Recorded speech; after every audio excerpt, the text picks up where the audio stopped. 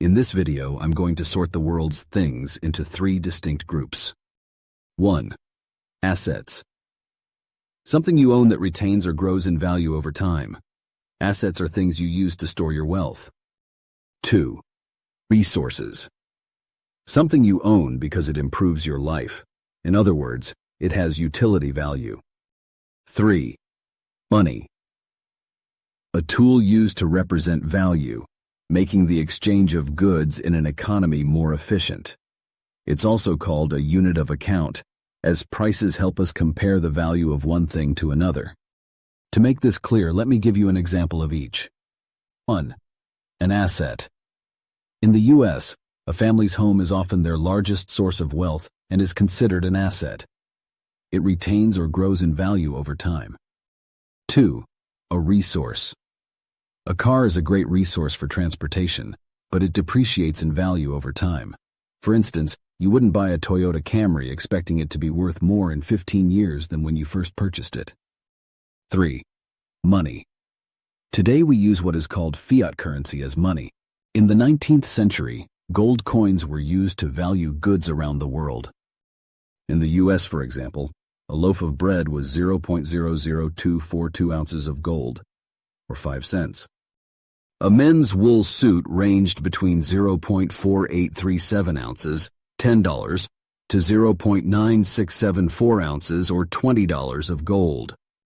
To make things even more clear, here is a table to help you identify when something is an asset, a resource, or money. In case it's not obvious, I'm being a little facetious here, but I'm doing it to prove a point.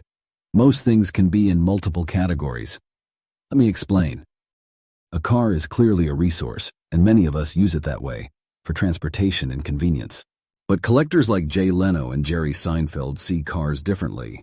Their rare vehicles like Jerry's 1949 Porsche 356-2 Gummand, one of only 52 ever made, are primarily assets, often appreciating in value over time.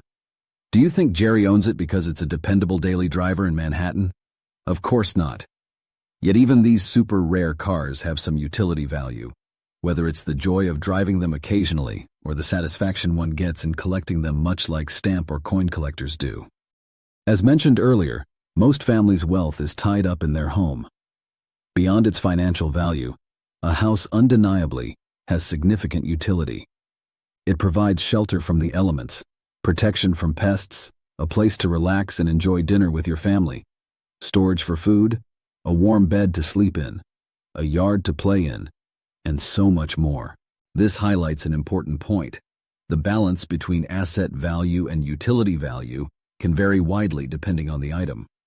Unless you live in an expensive city like New York, Vancouver, London, or San Francisco, your home's asset value is likely to be lower than its utility value, the opposite of a collectible car. Finally, let's talk about gold. It is the world reigning champion of money.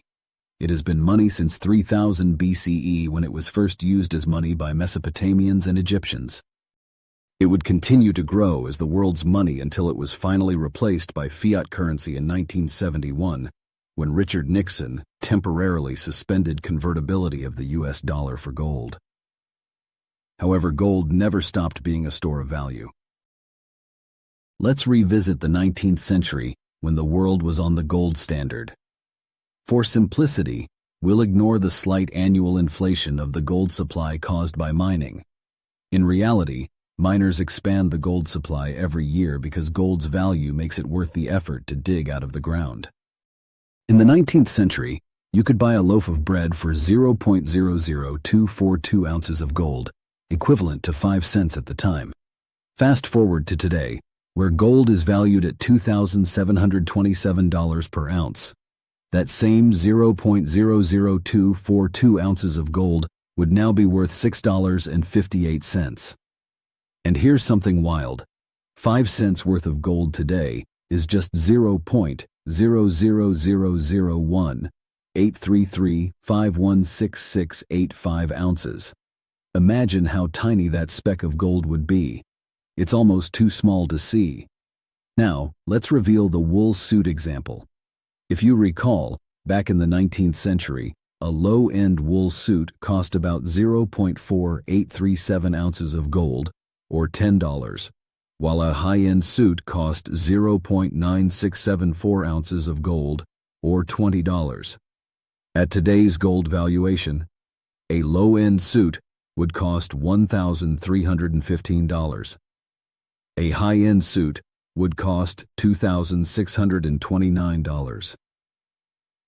Put simply, the value of the US dollar has dropped by 99.24% against gold since the 19th century, or in other words, since the world moved off the gold standard. Advancements in technology have made goods like bread cheaper to produce, but the staggering drop in the dollar's value highlights how much purchasing power has been lost. We'll end this video here and leave you with a few questions to ponder. Do you understand now why fiat currencies, even one as strong as the US dollar, are not considered a store of value? Did you notice that the fiat money system is barely 50 years old and gold had been money for 5,000 years? Does that mean we are living an experiment right now? What are the implications when money is not considered an asset? If your home had no monetary premium, what would you do with the extra money you weren't paying to your mortgage company? Is it a good or bad thing that items have both a utility value and an asset value? If you could design a perfect store of wealth, what characteristics would it have? Did you notice in the table categorizing things that Bitcoin was only useful as a store of wealth and fiat was only useful as a money? Did you further notice that every other money on the list was also a store of value and a resource at the time it was being used as money? We'll look to answer these questions and more in our next video when we start looking at inflation and the different types of inflation there are.